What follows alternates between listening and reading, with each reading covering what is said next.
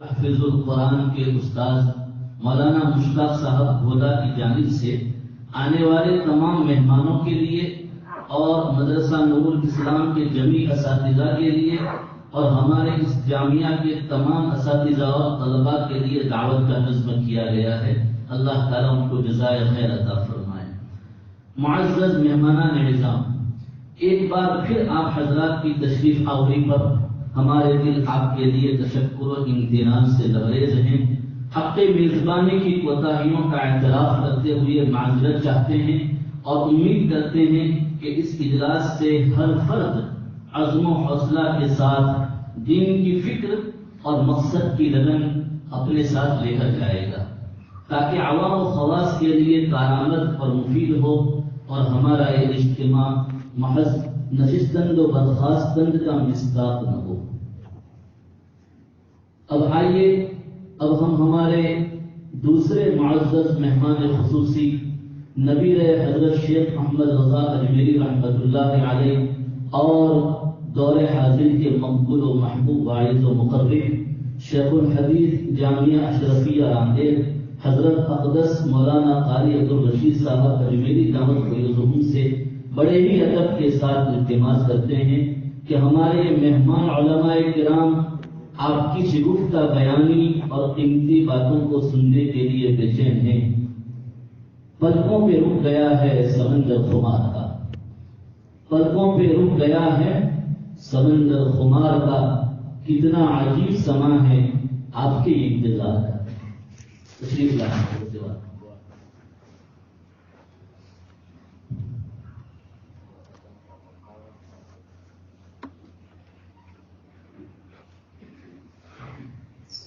حضرت والا سے ایک درخواست یہ بھی ہے کہ آخر میں اپنی مستجاب دعاؤں پر اجلاس کا اختتام بھی فرما دیں۔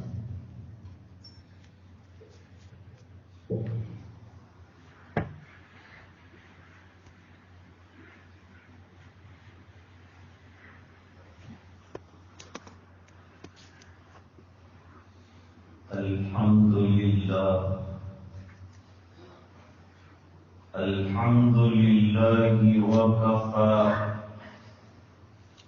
وسلام على عباده الذين اصطفى، خصوصا على أفضلهم وخاتم النبيين محمد الأمين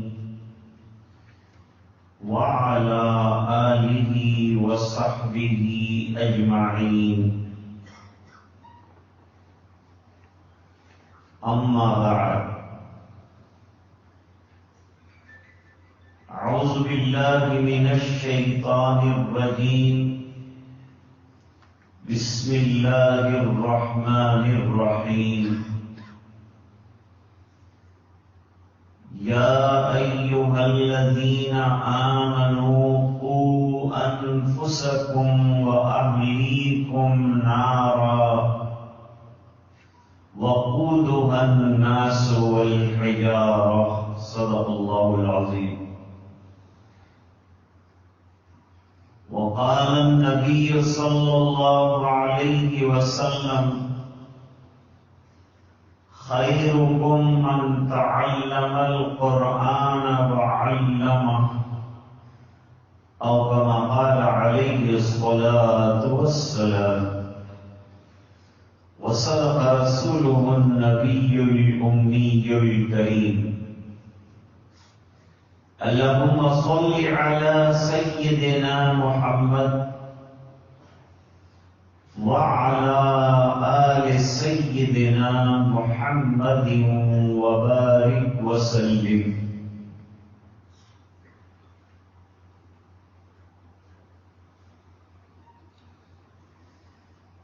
45 سالہ تدریسی تجربہ رکھنے والے عالم ربانی اور شیخ الحدیث دارالعلوم کنتھاریہ حضرت مولانا انور صاحب دامت برکاتہم العالیہ، نوجوان اور ہونہار عالم دین حضرت مفتی امتیاز صاحب،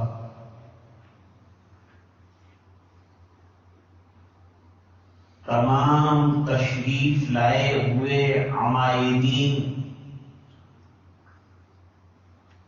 اور ذمہ داران مکاتب،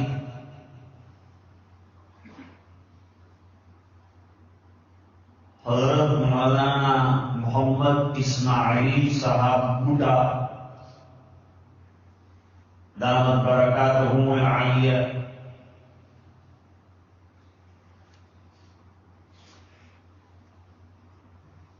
آج جس مقصد کے لیے یہ اجلاس منعقد کیا گیا تھا،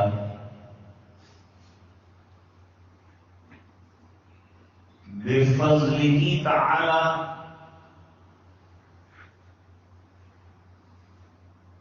ان دو حضرات کے قیمتی بیانات سے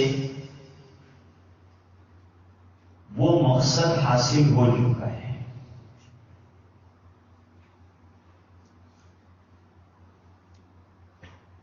ان حضرات نے موضوع سے متعلق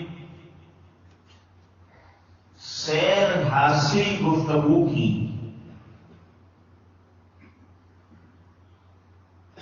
جو تڑپ لے کر اور جو تشنگی لے کر ہم لوگ آئے تھے اس کا ازالہ کر دیا ہے۔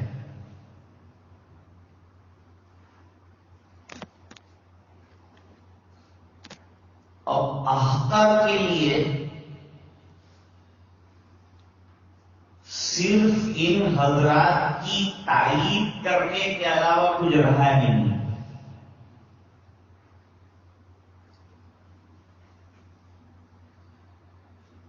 حضرت مفتی امتیاز صاحب دامت برکاتہم نے عقائد کی اہمیت پر زور دیا،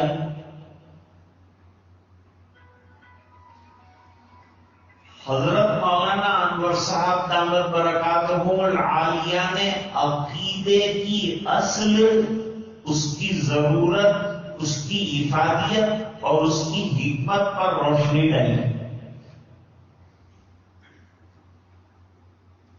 ہماری حمیت، غیرت اور دینی شجاعت کو للکارا ہے،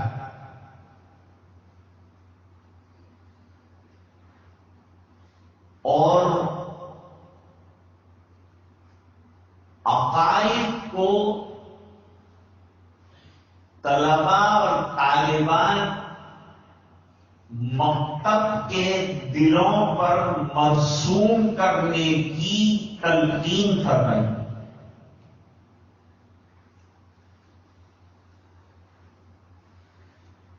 حضرت مولانا عبداللہ صاحب کاپودروی رحمۃ اللہ علیہ یہ بھی بڑے مفکر تھے۔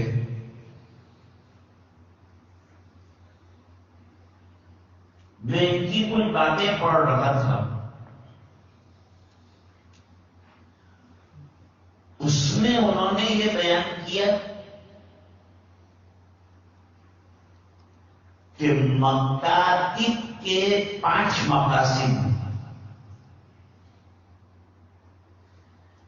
یہ تو ابھی بتایا گیا کہ مکتب ریڑھ کی ہڈی کی طرح ہے مسلمانوں کے لیے، اور مکتب کی تعلیم جو طلباء اور نونہالان کو دی جاتی ہے وہ ایک روح کی طرح ہے۔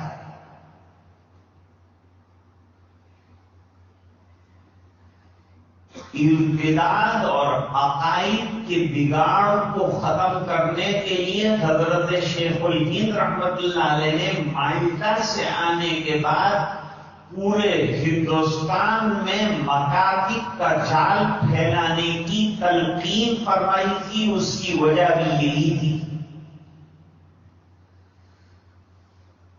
کہ ہمارے بچوں کی ذہن سازی کی جائے اور ان کے دلوں میں عقیدوں کی پختگی اور قرآن کی عظمت اتنی بٹھائی جائے کہ دنیا کی محبت اور دنیا کے فتنے ان کو چھو نہ سکیں۔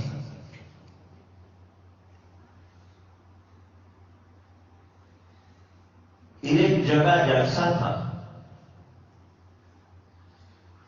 تقریر ہو رہی تھی، وہ تقریر میں یہ بتلایا گیا کہ دنیا وما فیہا کی جتنی چیزیں ہیں وہ سب پوائزن ہے اور زہر ہے، اس سے بچو اور اپنے بچوں کو بچاؤ۔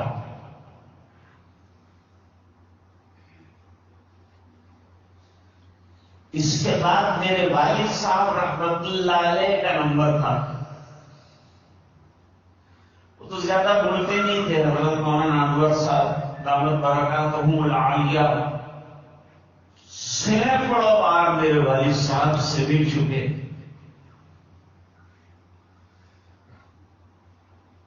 میرے والد صاحب نے فرمایا کہ یہ بات بالکل صحیح ہے کہ دنیا اور دنیا کی جتنی چیزیں ہیں اور حالات ہیں اور خطرناک ماحول ہے یہ زہر ہے، لیکن اللہ تعالیٰ نے ہر زہر کے لیے تریاق بھی بنایا ہے۔ دنیا کی یہ زہریلے ماحول اور زہر کے لیے اللہ تعالیٰ نے اپنے آخری نبی کے ذریعے سے آخری کتاب قرآن کریم بھیجی ہے جو دنیا کے زہر کا تریاق ہے۔ اس تریاق کو عملی بنایا جائے۔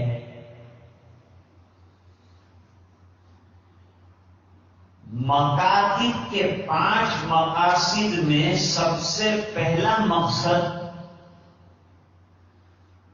قرآن کریم کو تجوید کے ساتھ صحیح طور پر پڑھانا ہے۔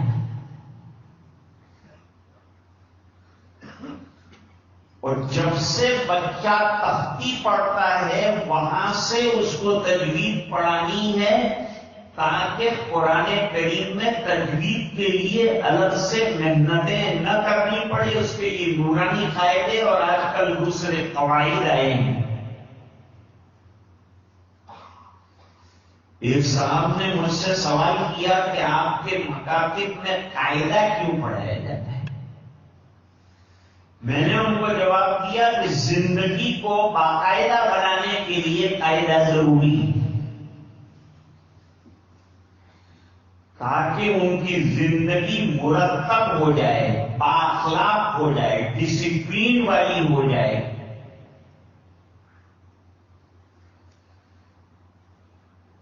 اور بچے کو با سمجھانا، تا سمجھانا، الف سمجھانا بڑا مشکل کام ہے۔ بخاری نے تو یہ کہ تقریر کر دی، طلبا سمجھ گئے، لیکن یہ عرصہ دراز سے جو کھڑا ہے اس کو الف کہتے ہیں، یہ دماغ میں بٹھاتے بٹھاتے استاد کا پیتا پانی ہو جاتا ہے۔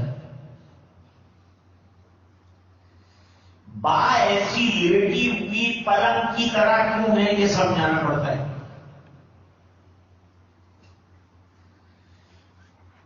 پھر تجوید کا مرحلہ آتا ہے، عین ادا کرنا، غین ادا کرنا، قا ادا کرنا، ضا ادا کرنا۔ اس کو تختی ہی کے اندر مشق کروانا ہے تجوید کی، تاکہ قرآن کریم جب پڑھنے لگے گا، جب اس کی حروف کی صحت اتنی عمدہ ہوگی کہ آپ کو الگ سے اس پر محنت نہیں کرنی پڑے گی۔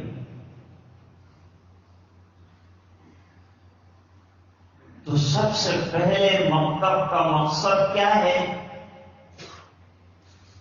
قرآن کریم صحت کے ساتھ اور تجوید کے ساتھ ہمارا بچہ اور بچی پڑھ لے، اس لیے کہ قرآن کریم ہمارا دستور العمل ہے، اور جس قوم کو اپنا دستور العمل معلوم نہیں ہوتا وہ اندھی ہوتی ہے، اس کی کوئی راہ نہیں ہوتی، اس کا کوئی چلنے کا طریق نہیں ہوتا۔ جیسے حضرت مولانا انور صاحب دامت برکاتہم نے فرمایا کہ لکیر بنائی جائے تو منزل پہ آدمی چلتا ہوا چلا آئے گا، لیکن لکیر نہیں ہے تو کہاں جائے گا؟ اللہ تعالیٰ فرماتے ہیں الذین آتیناہم الکتاب یتلونہ حق تلاوتہ اولئک یؤمنون بہ۔ ایک بات مجھے اور بھی عرض کرنی، اگرچہ یہاں والدین نہیں ہیں لیکن آپ حضرات جو ہیں والدین کے ذہن میں یہ بات بٹھا سکتے ہیں کہ ہم تو اپنا کام کریں گے، لیکن آپ مکتب میں بچے کو بھیجنے سے پہلے اپنے گھر کا ماحول دینی بناؤ، اور گھر میں بچے کی ذہن سازی اور ایسا کلائمیٹ اس بچے کو دو کہ وہ خود تیار ہو کر مدرسے اور مکتب میں آئے۔ اور جیسے اس کی مثال یہ ہے کہ اگر آپ گھر میں نماز پڑھ رہے ہیں تو بچہ نماز پڑھے گا، آپ قرآن پڑھ رہے ہیں تو بچہ پڑھے گا، ماں پردہ کر رہی ہے تو لڑکی کے لیے نقاب پہننا آسان ہو جائے گا، کیونکہ وہ گھر میں ماحول دیکھ۔ تو علماء کی ذمہ داری ہے کہ ماں باپ کو یہ سمجھائیں کہ گھر یہ پہلا مکتب ہے، لہذا اس پہلے مکتب میں بچے کو اتنا تیار کر کے بھیجیے کہ جب ہمارے پاس یہ پورا سلیٹ آئے تو ہم اس پر اللہ کا نام لکھیں تو اس کے دل پر فٹ ہو جائے۔ یہ ضروری۔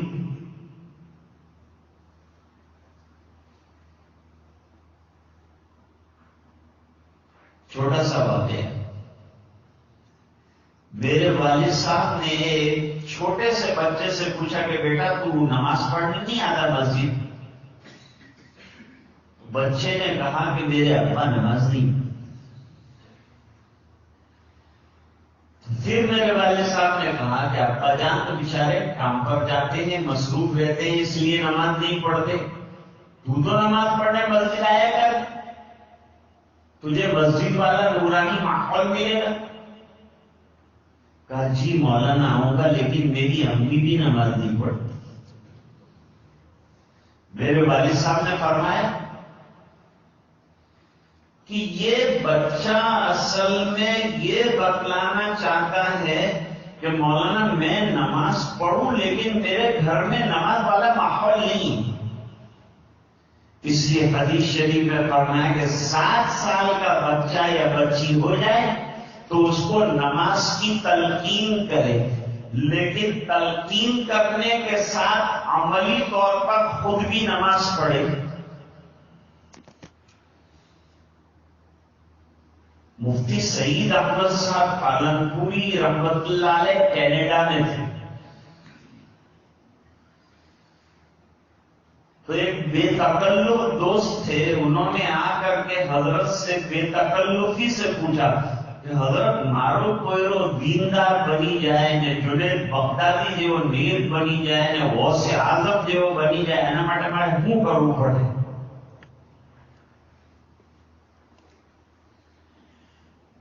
حضرت نے فرمایا کہ تجھے خود پہلے جنید بننا پڑے گا، کیونکہ ماں باپ کو دیکھ کر بچہ رنگ پکڑتا ہے، خربوزے کو دیکھ کر خربوزہ رنگ پکڑتا ہے۔ اس طرح ماں باپ کو دیکھے گا کہ یہ نماز پڑھ رہے ہیں تو وہ نماز پڑھنے والا بن جائے گا۔ ابن عباس رضی اللہ تعالیٰ عنہما نے پورے مدینے کا ماحول تہجد کا دیکھا تو تہجد سیکھنے حضور کے گھر پہنچ گئے۔ اپنی خالہ جان حضرت میمونہ سے رات کا ٹائم لیا کہ میں رات کی سرکار کی عبادت دیکھنا چاہتا ہوں اور سیکھنا چاہتا ہوں، بلوغ نہیں آیا، اس سے پہلے تہجد کا شوق پیدا ہو گیا ماحول کی وجہ سے۔ تو ماحول گھر کا دینی بنے یہ بہت ضروری ہے۔ کیوں؟ باہر کے ماحول کے بارے میں حضرت مفتی صاحب نے فرمایا انتہائی گھناؤنا اور خطرناک قسم کا ماحول ہے، اور ہمارے بچے کو مرتد بنا دینے کی تمام فکریں اسکولوں کے اندر، کالجز کے اندر اور دنیا کی فضا کے اندر ہے۔ اس کے بیچ میں ہمارا بچہ مسلمان رہے اور پکا ایمان والا رہے، اس کے لیے ظاہری بات ہے کہ گھر میں تو کم سے کم ماحول چاہیے۔ تو آپ حضرات کو والدین کی ایک میٹنگ بلانی چاہیے۔ ہر جگہ جہاں جہاں مکاتب چلتے ہیں وہاں مکتب والے والدین کو بلائیں، بلا کر ان کی اولاد کی کیا کیا شکایتیں ہیں وہ نوٹ کریں، اور ان کے بعد ان کو دیندار ماحول بنانے اور دیندار بننے کی تلقین کریں۔ اور دوسرا، مکتب کی جان جو ہے وقت پر بچوں کا آنا اور وقت پر حاضری ہے۔ اگر بچہ ناغہ کرتا رہے گا، اکثر کیا ہوتا ہے مکتب کے ناغے بہت ہوتے ہیں، کیونکہ مکتب کی اہمیت آپ کو اپنے لوگوں کو بتانی ہے، ماں باپ کو بتانی ہے۔ اب کیا ہوتا ہے، ٹیوشن جانا ہے تو بچے کو مکتب میں سے اٹھا کے لے جاتے ہیں، شادی میں جانا ہے مکتب میں سے اٹھا کے لے جاتے ہیں، ڈاکٹر کے یہاں جانا ہے مکتب میں سے اٹھا کے لے جاتے ہیں، تقریب میں جانا ہے مکتب میں سے اٹھا کے لے جاتے ہیں، اسکول میں سے لے جا کے بتاؤ۔ آج ہمارے اوپر مادیت کا غلبہ اتنا، بھی میں نے مولانا اکبر صاحب سے بات کی کہ آج طالب علم مدرسے میں پڑھنے نہیں آتا، اس بنا پر کہ وہ مادیت کے ساتھ دین کا تقابل کرتا ہے اور کہتا ہے دین پڑھوں گا تو مدرس بنوں گا، مدرس بنوں گا تو 10,000 کماؤں گا، اور میں اسکول کا ٹیچر اور کالج کا پروفیسر اور ڈاکٹر بنوں گا تو لاکھوں کے حساب سے کماؤں گا۔ تو ابھی میں ادھار لے کر لاکھوں خرچ کر دوں، پھر بعد میں کور کر لوں گا، اس بنا پر وہ مدرسے نہیں آ رہا ہے۔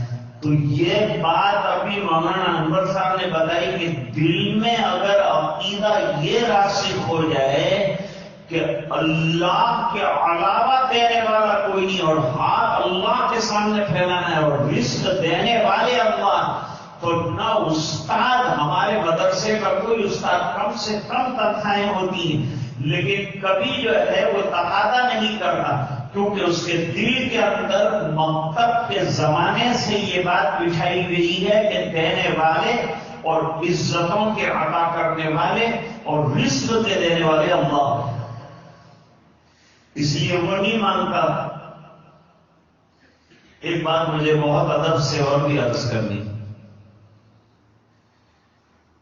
کہ ہماری غفلت یہ ہے کہ ہم دین کی جو نعمت، دین کا کام کرنے کی جو نعمت، قرآن کی خدمت کرنے کی جو نعمت، حدیث پاک کی خدمت کرنے کی جو نعمت، بچوں کی تربیت کرنے کی جو نعمت اللہ نے عطا فرمائی، اور ہم کو اللہ تعالیٰ نے جس کے لیے منتخب کیا، اس کی ہم قدر نہیں کرتے۔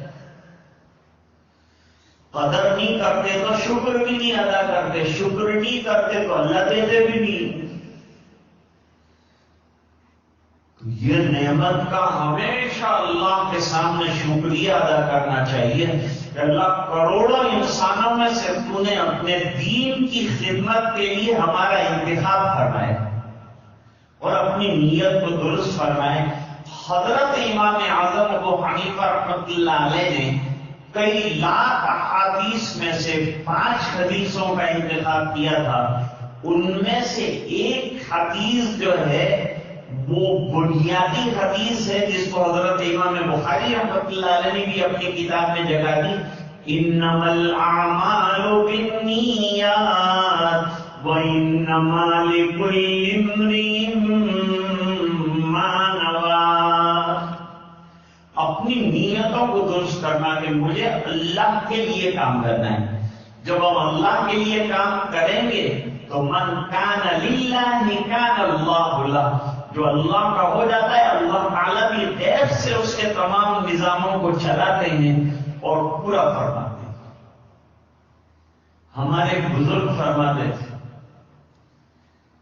کہ بہت سے ڈگری ہولڈر ایسے ہیں دنیا میں جن کو کام نہیں مل رہا ہے، ڈگری ہولڈر ہیں لیکن کام نہیں مل رہا ہے، تو وہ بٹ پالش کرتے ہیں اسٹیشنوں پر۔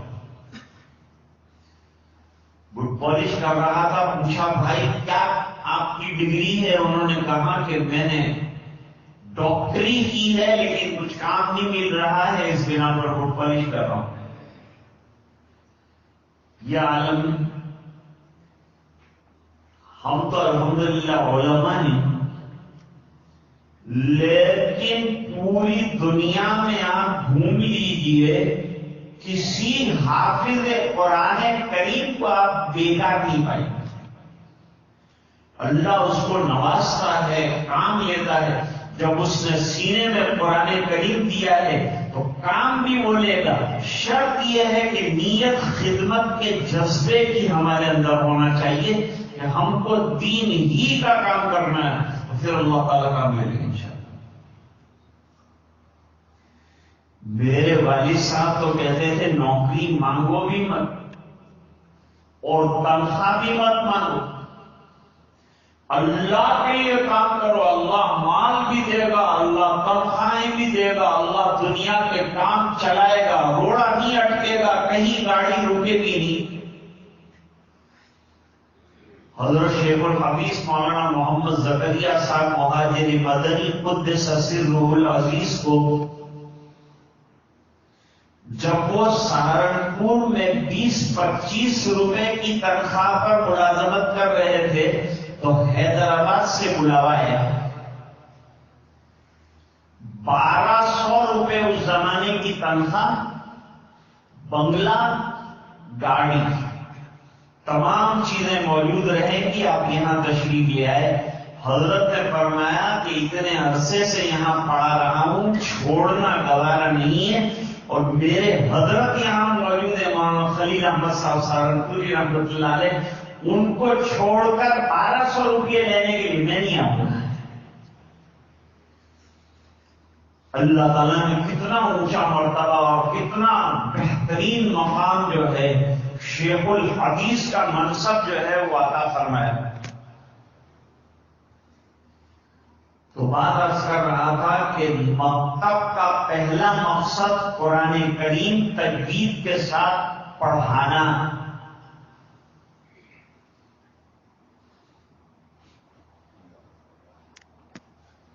نمبر 2 مقصد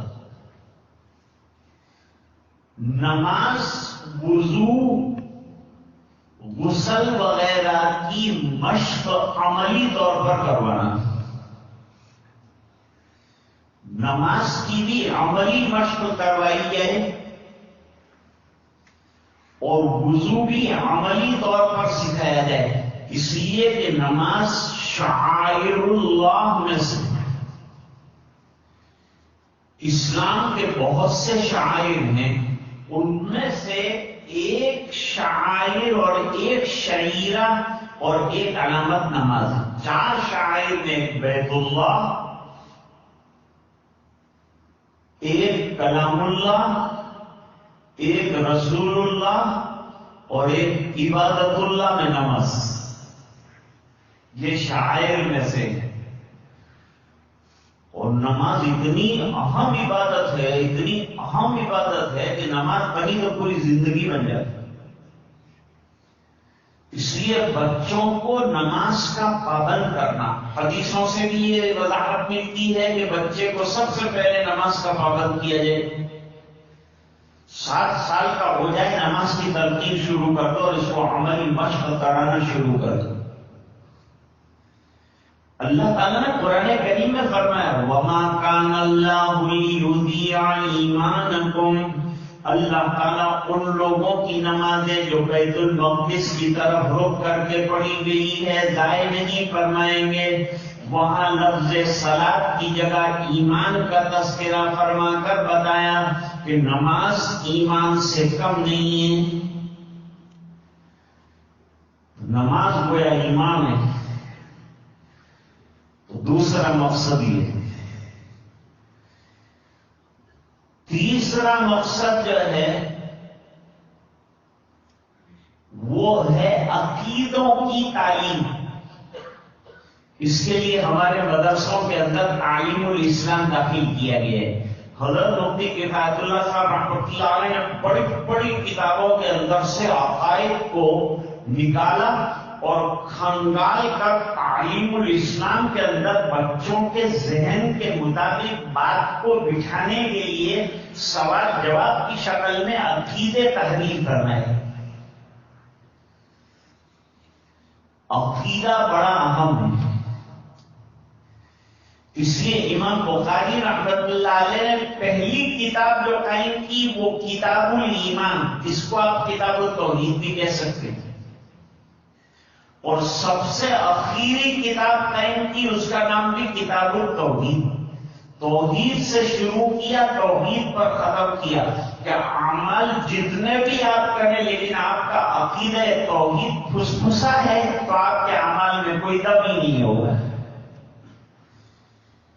اس لیے سب اعمال بتانے کے بعد دوبارہ توحید کی تلقین فرمائی کہ دیکھو عقیدہ توحید، ایک اللہ کی وحدانیت کا یقین، یہ بہت بڑی نعمت ہے، اس پر سب سے زیادہ جو ہے زور دیا جائے، اور تعلیم الاسلام کے اندر اسی کے اوپر سب سے زیادہ زور دیا جاتا ہے۔ قرآن کریم کی آیت پاک دیکھیے کیا کہتی ہے، لَيْسَ الْبِرَّ أَن تُوَلُّوا وُجُوهَكُمْ قِبَلَ الْمَشْرِقِ وَالْمَغْرِبِ وَلَكِنَّ الْبِرَّ مَنْ آمَنَ بِاللَّهِ وَالْيَوْمِ الْآخِرِ وَالْمَلَائِكَةِ وَالْكِتَابِ وَالنَّبِيِّينَ۔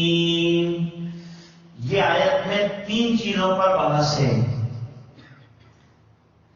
3 چیزوں میں سب سے پہلی چیز اعتقادیات،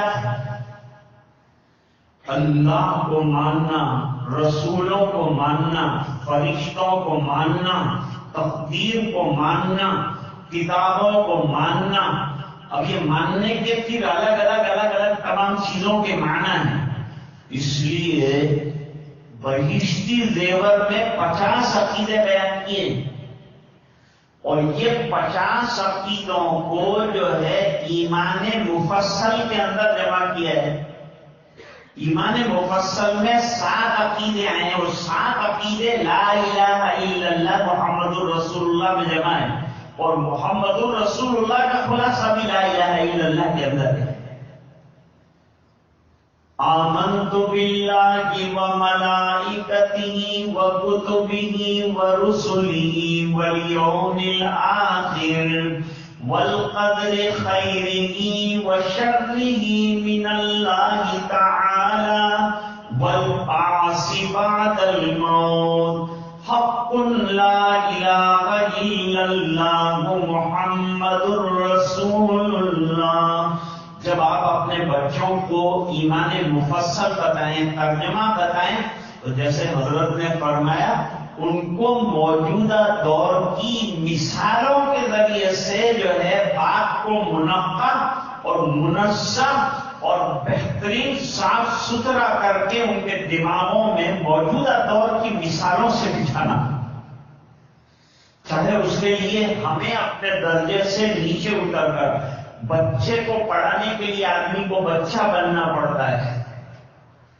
جیسے باپ جو ہے بچے کو پیار کرتا ہے تو بچے کے منزلے پر اتر کر اس کے ساتھ جو ہے گفتگو کرتا ہے، اس طرح سے ہمیں بچوں کو اپنا بنا کر پھر ان کو اپنی اولاد کی طرح تربیت دینی۔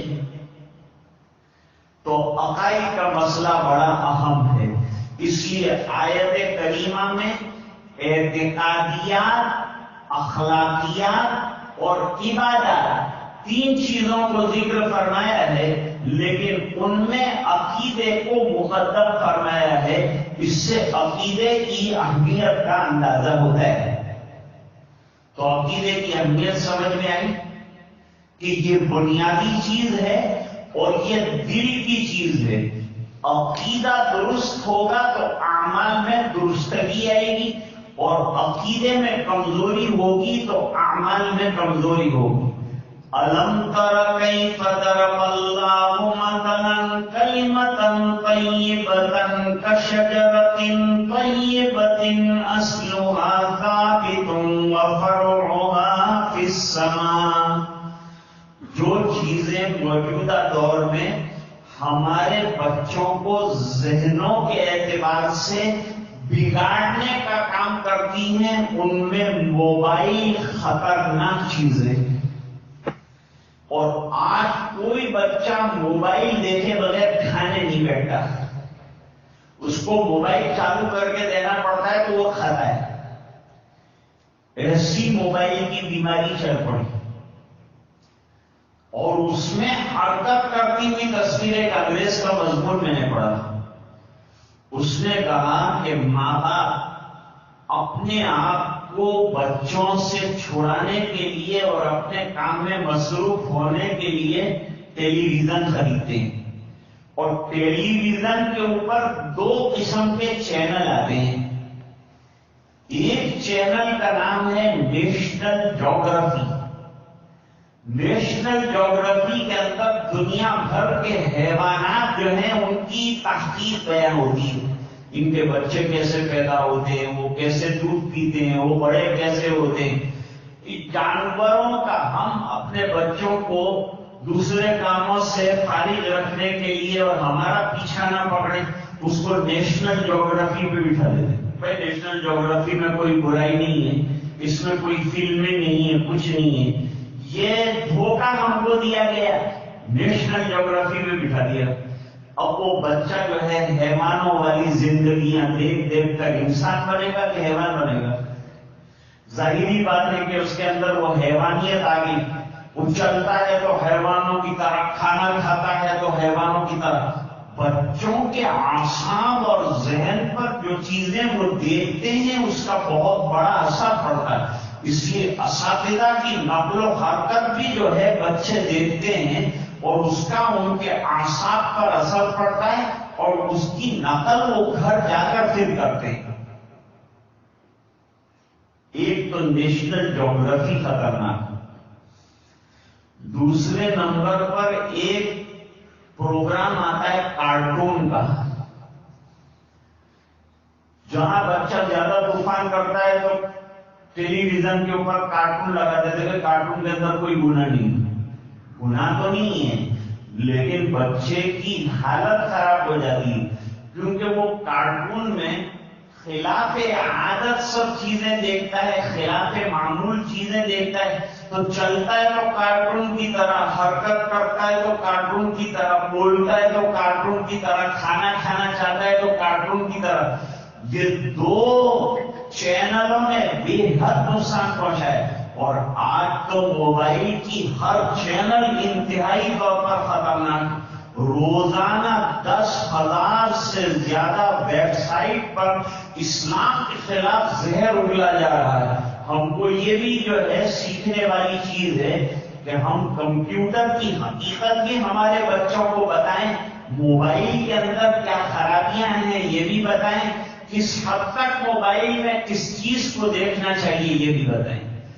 تو 3 چیزیں میں نے آپ کے سامنے رکھی. سب سے پہلے تجوید کے ساتھ قرآن کریم کا، اس بنا پر کہ قرآن کریم کی تعلیم بہترین تعلیم ہے.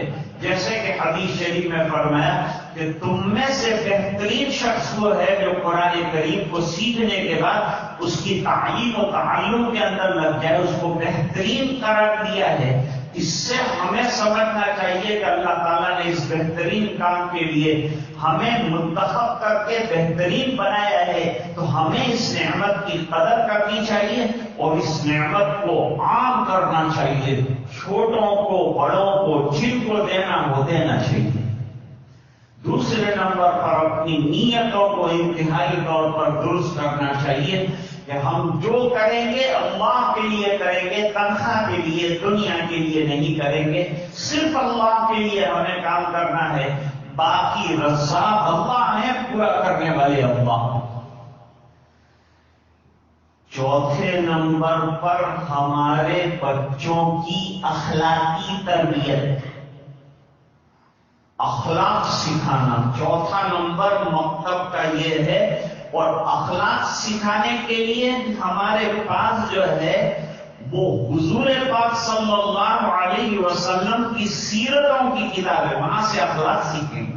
اور اسی طرح صحابہ کرام کی زندگیاں، وہاں سے وہ بچے اخلاق سیکھیں گے. تو سیرت صحابہ یہ بھی مقصد مکتب کے اندر داخل ہے، اور صحابہ کرام کی زندگیاں اور اس کی جھلکیاں بتلانا یہ بھی ہمارے مکاتب کے مقاصد کے اندر داخل ہے. اور 5ویں نمبر پر سب سے آخری مقصد ہمارا یہ ہے کہ تربیت بچوں کی عمدہ طریقے سے کی جائے اور ان کی وضاحت، بال، لباس، تمام چیزوں کا خیال رکھا جائے، اور جو بات تربیت کی سمجھائی جائے وہ حکمت عملی کو مد نظر رکھ کر سمجھایا جائے. کیونکہ بچہ چھوٹا ہے، اس کے سامنے بڑی بڑی تقریریں بیکار ہیں، اس کو پوائنٹس کے ذریعے سے اور چھوٹے چھوٹے جملوں کے ذریعے سے سمجھا. اور یہ بھی ہمارے نصاب کے اندر چند کتابیں ایسی ہیں جن کے اندر چھوٹے چھوٹے جملوں کے اندر بڑی بڑی نصیحتیں جو ہے بتائی گئی ہیں. جیسے چہل حدیث ہے الدین النصیحہ، افشوا السلام، یہ تمام چیزیں. اب ایک واقعہ آپ کے سامنے حدیث شریف کا کہ حضور پاک صلی اللہ علیہ وسلم نے چھوٹے بچے کی تربیت کیسے کروائی. بخاری شریف میں روایت موجود ہے کہ حضرت ام سلمہ رضی اللہ تعالی عنہ وہ پہلے شوہر کے بچے اپنے ساتھ گھر لے کر آئیں. خوش نصیب رہے یہ بچے، ان میں ایک بچے کا نام ہے عمر ابن ابی سلمہ. وہ حضور پاک صلی اللہ علیہ وسلم کے ساتھ کھانے کے لیے بیٹھے. کبھی ایسا ہوتا ہے کہ ہم لوگ یہ سمجھتے ہیں کہ ابھی چھوٹا ہے، یہ بات بتانے کا کوئی فائدہ نہیں. حالانکہ یہی عمر 5 سال سے لے کر 15 سال تک کی عمر جو ہے یہ بننے کی اور بنانے کی اور تربیت کرنے کی بہترین عمر. لہذا کچھ بھی غلط کام کرے تو فوراً اس کو ٹوکا جائے، روکا جائے. جیسے حضرت حسن رضی اللہ تعالیٰ عنہ کو حضور پاک صلی اللہ علیہ وسلم نے صدقے کی کھجور کھا رہے تھے، بچہ ہے کھا لے، اس میں کیا فرق پڑتا ہے، لیکن حضور نے روک دیا. معلوم ہوا چھوٹے بچے کی غلط حرکت پر اسے چھوڑا نہ جائے، بلکہ وقت پر اسے پیار اور محبت کے ساتھ وہ غلطی ایسی طریقے سے بتائی جائے کہ اس کی اصلاح ہو. عمر ابن ابی سلمہ حضور پاک صلی اللہ علیہ وسلم کے ساتھ کھانے کے لیے بیٹھے. جب کھانے کے لیے بیٹھے تو بچہ ہی ہوتا ہے، وہ سیکھ کے تھوڑا آتا ہے، اس کو تو سکھانا ہے. اس نے الٹے ہاتھ سے کھانا شروع کیا اور تشتری میں کبھی یہاں کبھی وہاں کبھی یہاں ہاتھ گھما. آپ صلی اللہ علیہ وسلم نے دیکھا تو چھوڑ نہیں دیا. نہیں، یہ بچے کی تربیت کر دی ہے، لیکن تقریر کے ذریعے سے نہیں، پوائنٹس کے ذریعے سے پوائنٹس دیے جائیں گے.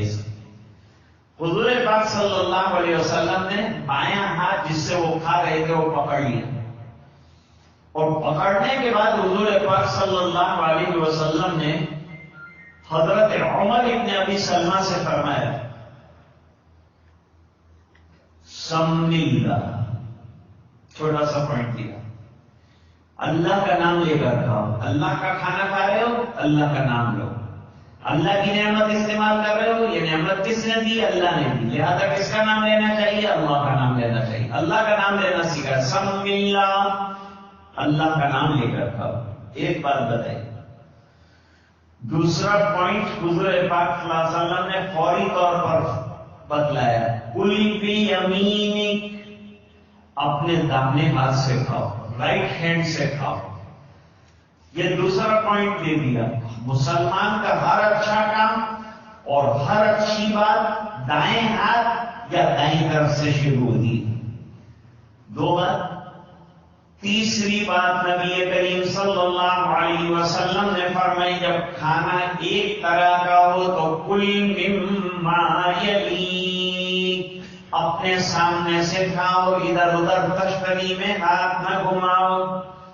3 पॉइंट दे दिए। छोटा सा बच्चा है उमर इब्ने अबी सलमा रज़ी अल्लाह ताला अन्हु, बाद में बड़े रावी बने हदीस के।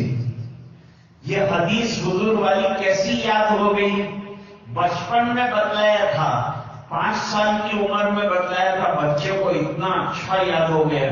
तो छोटे छोटे पॉइंट बच्चे जल्दी याद कर लेते, लंबी बात बच्चों से याद नहीं होती। ये जो जलसों में अक्सर बच्चे नज़में पढ़ते हैं तो उनको उस्ताद लिख के लंबी नज़म दे देते, भाई इसमें से इंतखाब करो। ये इतने सब अशार बेचारा बच्चा थक जाता है, पहली मर्तबा माइक पे आया, तो उन अशार में इंतखाब करना चाहिए कि एक ये शेर, एक ये शेर, एक ये शेर, मुख्तसर करके दे दिया। अब तकरीर नमाज की दी तो बच्ची 10-15 मिनट की तकरीर दे दी, नहीं 3 मिनट की तकरीर दो, बच्चा याद भी कर सके, वो याद उसको ऐसा हो जाए कि जिंदगी भर के लिए याद हो जाए। अब वो कर रहा है बेचारा तकरीर, थक रहा है, हार रहा है, लोग और ज्यादा हैरान और परेशान हो रहे हैं। नहीं, उसके अंदर भी सिलेक्शन कीजिए, मज़ामीन का सिलेक्शन कीजिए। अक्सर हमारे जलसों में ऐसी नज़में पढ़ी जाती हैं जिसके अंदर शिरकिया कलिमात होते हैं, तो असातिज़ा को चेक करना चाहिए कि कोई शिर्क की बात तो नहीं आ रही। हम तो तौहीद के अकीदे वाले हैं, ये शिर्क कैसा नज़म के अंदर आ गया? और ये तलकीन भी लोग भाई खूब कहो सुभान अल्लाह को, लोगों ने हारुल्लाह कहे तो सुभान अल्लाह कहे, तुम्हारा केवल क्यों है? आप कहते हैं और वो सुभान अल्लाह जबरदस्ती कह रहा है, उसमें कोई बात नहीं। हाँ, आपका शेर, बच्चे का शेर ऐसा है कि खुद को जो है सुभान अल्लाह लोगों के दिल से निकल जाए तो कोई बात नहीं, उस पर कोई गिरफ्त नहीं।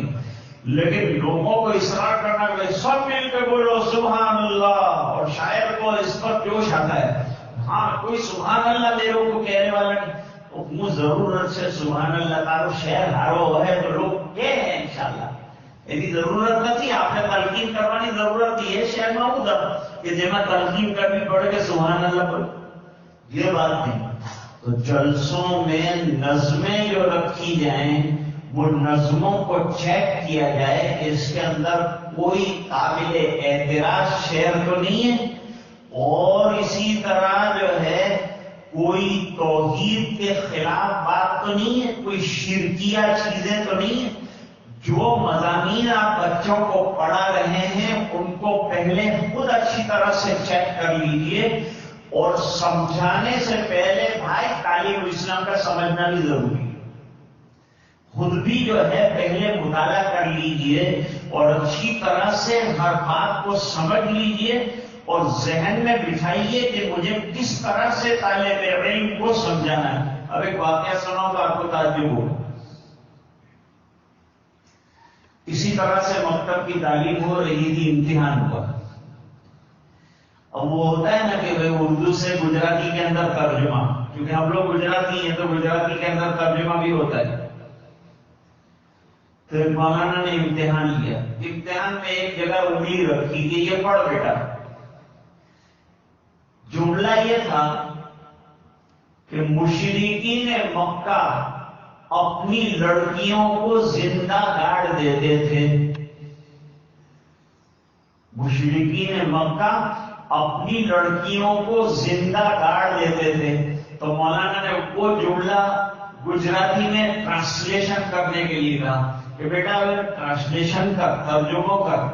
तो लड़के ने तर्जुमा किया। तो क्या तर्जुमा किया? मुशरिकीन मक्का पोतानी छोकरियों ने मोटी मोटी गाड़ आता था। देखो ये क्या है, क्या तर्जुमा उसने कर दिया। ये वजह यह है कि इसने खाली रटाया, समझाया कि भाई गाड़ना किसको कहते हैं, दफन करना किसको कहते हैं, गाली बोलना किसको कहते हैं। अब ये जरूरी है कि अकीदा जब याद कराया जाए या जब सवाल याद कराया जाए तो उलट फेर भी इसके अंदर होनी चाहिए। ایک ہی طرح سے رٹ رٹ کرنا نہیں، سمجھا کے اس کے ذہن کے اندر بات کو بٹھانا کہ دوسرے طریقے سے یہی سوال پوچھا جائے تو اس کا جواب بھی یہی دیا جائے گا، اس طرح سے دیا جائے گا۔ وہ سوال خود استاد جو ہے اپنی طرف سے اب تیار کرے، تو تعلیم الاسلام میں سوال لکھا ہے وہ پڑھنا ہے، اور ایک اپنی طرف سے سوال تیار کر کے بھائی تم کو کس نے پیدا کیا؟ ہم کو اللہ نے پیدا کیا، یہ ایک چیز یاد کرنا۔ لیکن اب تم کو کس نے پیدا کیا اس کو دوسرے طریقے سے آپ سوال کریں کہ ہمارے پیدا کرنے والے کون ہیں، تو اس کو جواب دینا چاہیے کہ اللہ ہے۔ یہ جب تک نہیں ہوگا جب تک کہ آپ کے سوال اور جواب دونوں کو سمجھا نہیں دیں گے، وہاں تک بات اس کے پلے نہیں پڑے گی۔ خیر، میں لمبی بات نہیں کرنا چاہتا تھا، اور مولانا انور صاحب نے عجیب بات یہ کہی کہ وہ مجھے سننے آئے تھے، حالانکہ معاملہ اس سے برعکس ہے، میں ان کو سننے آیا اور بہت محظوظ ہوا اور بہت فائدہ ان کے علمی بیان سے ہوا الحمدللہ۔ ہم سننے آئے، ہم تو طالب علم ہیں، ہم نہیں تھے دنیا میں اور مدرسے کی دنیا میں نہیں تھے جب سے حضرت پڑھا رہے۔ ہماری حیثیت ہی کیا ہے؟ دو لفظ بولنے سے کوئی آدمی کوئی علامہ نہیں بن جاتا اور کوئی بہت بڑا نہیں بن جاتا۔ اس کی بڑائی اسی میں ہے کہ اپنے بڑوں کو بڑا سمجھے اور اپنے آپ کو مٹا کے رکھے اور فنا کر کے سمجھے۔ فنا کا درجہ بہت بڑا درجہ ہے، فنائی میں در حقیقت بقا کا راز مضمر ہے، اور جسے مرنا نہیں آتا اسے جینا نہیں آتا۔ اس لیے جو ہے حضرت نے بڑے قیمتی مواعظ سے ہمیں نوازا ہے۔ حضرت مفتی صاحب نے بہترین انداز میں ہم کو بات سمجھائی۔ آپ حضرات بہت اپنا وقت خرچ کر کے صبر و تحمل کے ساتھ بہت شانتی، عوام کے اندر اتنی شانتی نہیں ہوتی، وہ اٹھنا بیٹھنا جانا آنا، اور یہ موبائل اتنی خطرناک چیز ہے، اچھی طرح سے آدمی سن رہا ہوتا ہے لیکن اچانک موبائل آتا ہے، وہ سینے پہ دو چار ہاتھ مارتا ہے اور اٹھ کے کھڑا ہو جاتا ہے۔ توحید کی بات سن رہا تھا، دین کی بات سن رہا تھا، وائف کی بات سننے لگا، سیدھا یہاں سے نکل کے چلا جاتا ہے۔ وائف نہ پڑھنے کا، وائف نہ تھی نائف ہے، تنے کافی کارے خلاص کر لا، اس کی بات کو کیا سننے کا ہے؟ دین کی بات بیچارے مولانا بیان فرما رہے تھے، وہ نہیں سنتا اللہ کا بندہ۔ خیر، تو ان حضرات نے بہت اچھی باتیں، قیمتی باتیں کی، ہم سب کو الحمدللہ بہت فائدہ اٹھانے کا موقع ملا۔ آپ حضرات سے ملاقات ہوئی، آپ نے بہت بڑا وقت دیا، ادارے کے ہم شکر گزار ہیں کہ ایسے فکر انگیز موضوع پر ہم کو جمع کیا اور ہم کو اظہار خیال کرنے کا موقع دیا، مل جل کر جو ہے فکر کرنے کا موقع دیا۔ میں اپنی گزارشات کو ختم کرنا چاہتا ہوں۔ وآخر دعوانا ان الحمدللہ رب العالمین۔ جزاکم اللہ تعالی احسن الجزاء۔ معزز علماء کرام، ایک اطلاع یہ عرض ہے کہ الحمدللہ ہمارے مدرسہ نور الاسلام میں 8ویں جماعت بھی شروع ہو چکی ہے، اور طلباء اور طالبات کی ذہن سازی کر کے ان کو الحمدللہ لایا جا رہا ہے۔ آپ جمیع علماء کرام سے جو مکاتب میں ماشاءاللہ بہت اچھی خدمات انجام دے رہے ہیں، آپ حضرات سے بھی یہ درخواست ہے کہ آپ بھی جو ہے اپنے طلباء کی طالبات کا ذہن بنائیں اور 8ویں 9ویں جماعت شروع کر کے کوئی منظم کام شروع کریں۔ اللہ تعالی ہماری مدد فرمائے۔ اور ایک اعلان یہ ہے کہ گیٹ پر سے جو پرچیاں آپ کو عنایت کی گئی ہیں، آپ اپنے مختصر تاثرات اس میں لکھ کر درج کر کے مولانا عبدالوحید صاحب اور مولانا عارف صاحب یا ہمیں کسی نہ کسی کو جمع کروا کر جائیں، انشاءاللہ آپ کا احسان رہے گا، اور اس کے تحت پھر ہمیں آگے کام کرنے کا موقع بھی ملے گا۔ اور ایک درخواست یہ بھی ہے کہ اپنے اپنے مقام پر بھی اس طرح کی محفلیں اور اس طرح جوڑنے کی آپ بھی کوشش کریں۔ اللہ تعالیٰ ہم سب کی سعی کو قبول فرمائے۔ حضرت والا سے درخواست ہے کہ دعا فرمائے۔ دعا کا حق بھی حقیقت میں تو حضرت کا ہی ہے، لیکن اب حکم دیا گیا ہے، اس بنا پر اس حکم کی تعمیل کرنا یہ بھی ادب کی بات ہے۔ اس بنا پر ان بزرگوں کے حکم ہی سے ہم لوگ دعاؤں کے لیے ہاتھ اٹھاتے ہیں۔ اللہم لک الحمد کما ینبغی لجلال وجہک وعظیم سلطانک، اللہم لا احصی ثناء علیک انت کما اثنیت علی نفسک، اللهم صل على سيدنا محمد كلما ذكره الذاكرون وكلما غفل عن ذكره الغافلون. رب اغفر وارحم وتجاوز عما تعلم إنك أنت الأعز الأكرم. اللهم إنا نسألك علما نافعا وعملا واسعا ورزقا وعملا صالحا ورزقا واسعا حلالا طيبا وشفاء من كل داء. اللهم إنا نسألك علما نافعا وعملا صالحا ورزقا واسعا وشفاء من كل داء. اللهم لك الحمد كله ولك الملك كله ولك الشكر كله وإليك يرجع الأمر كله. ربنا آتنا في الدنيا حسنة وفي الآخرة حسنة وقنا عذاب النار.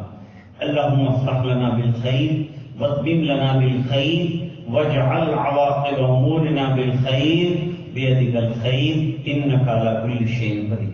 اللهم احسن عاقبتنا في الأمور كلها واجرنا من خزي الدنيا وعذاب الآخرة.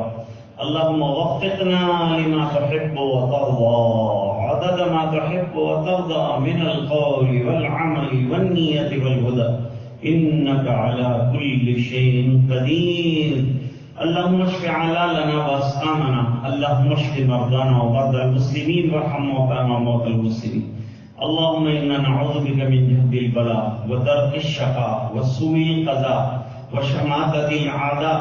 اللهم ارفعنا البلاء والوباء والربا والزنا والزلازل والمحن وسوء الفتن ما ظهر منها وما بطن عن بلدنا هذه خاصة وعن سائر بلاد المسلمين عامة يا رب العالمین. اللہ ہمارے گناہوں کو معاف فرما، کوتاہیوں سے درگزر فرما، اپنا فضل اور کرم شامل حال فرما. اپنی بارگاہ میں اللہ اس مجلس کو قبول فرما. تیرے گھر میں بیٹھ کر جو دین کی باتیں کی اسے منظور فرما. اچھی باتوں پر ہمیں عمل کرنے کی توفیق عطا. اے اللہ ہمیں ایسا لائحہ بنانے والا بنا کہ ہماری نسلوں کے دین بچ جائیں، ان کی عقائد کی حفاظت ہو جائے، ان کے اعمال کی حفاظت ہو جائے. نسلوں میں دین کی بقا کے فیصلے فرما. جو مخالف ہوائیں چل رہی ہیں ان کو ختم فرما. سازگار ہوائیں جاری ساری فرما. ملک میں امن و امان کے فیصلے فرما. اے اللہ پوری ملت اسلامیہ کی حفاظت فرما. ناموس رسالت پر جو اعتراضات ہو رہے ہیں کرنے والوں کو اللہ سمجھ عطا فرما، اور جن کو سمجھ نہیں ہے اللہ غیر سے گرفت کی شکلیں پیدا فرما. اے الہ العالمین ہمیں جذبات سے کام لینے کے بجائے سمجھداری سے کام لینے کی توفیق عطا فرما. علماء کا جمع ہونا اور مکاتب کا نظام ہے اللہ منظم سے منظم طریقے سے چلانے کی توفیق عطا فرما. جو جدید اسلوب ہمارے سامنے آئے ہیں اللہ اس کے ذریعے سے ہمارے بچے بچیوں کی تربیت کی شکلیں ہمیں سمجھا دے اور ہمیں اپنے مقصد میں کامیاب فرما دے، اور اجلاس کو اپنے فضل سے منظور فرما دے، اور علماء کی تشریف آوری کو قبول فرما لے، اور یہ دعائیں اپنے فضل و کرم سے قبول فرما برحمتک یا رحمان. جزاکم اللہ تعالی حسن الجزا. علماء اعظام پھر ایک بار معذرت چاہتے